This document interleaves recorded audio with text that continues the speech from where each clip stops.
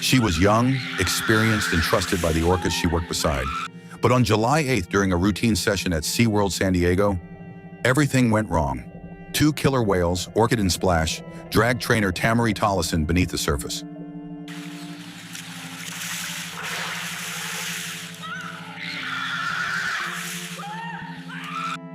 What happened in that pool was nearly fatal, and what followed raised even more disturbing questions. This is the story SeaWorld never wanted you to hear.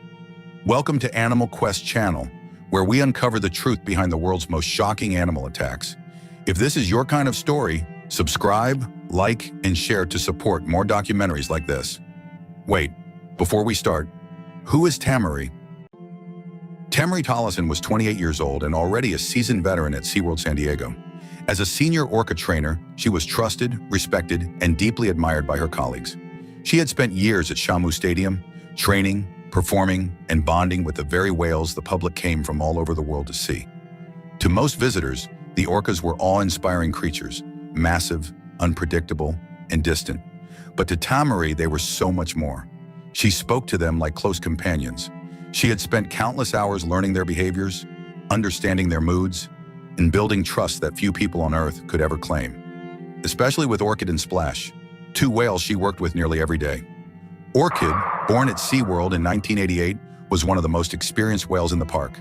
Intelligent, quick to learn, but also known for moments of assertiveness. Splash, a male orca transferred from SeaWorld San Antonio, was known for his size and power. An impressive animal, but one with a complicated training history. Tamari had grown close to both of them. She didn't fear them. She respected them. Staff often described Tamari as calm, confident, and in control, a model trainer. She was the kind of person who believed in the bond between human and animal. She believed trust was earned, and she believed the whales trusted her back. But behind the smiles and show routines, there were murmurs, quiet warnings shared in break rooms and locker hallways.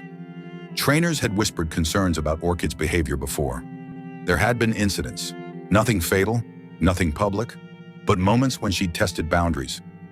Tamari knew the risks, everyone in that stadium did, but she also believed in what she was doing. She believed in the whales, and that morning, July 8th, 2002, was supposed to be like any other. But was something already off?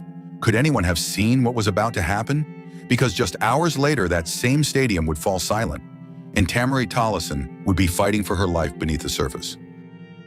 It was Monday morning, July 8th, 2002, and the sun rose bright over SeaWorld San Diego. The air was warm, the park quiet before the gates opened, and behind the scenes, preparations were already underway for the first show of the day at Shamu Stadium. For Tamari Tollison, it was just another shift. She arrived early, walked the same concrete path she always did, nodded to colleagues setting up for the mid-morning crowd. Everything felt routine, familiar. Inside the back pools of Shamu Stadium, Orchid and Splash swam in wide circles, cutting through the water with effortless grace.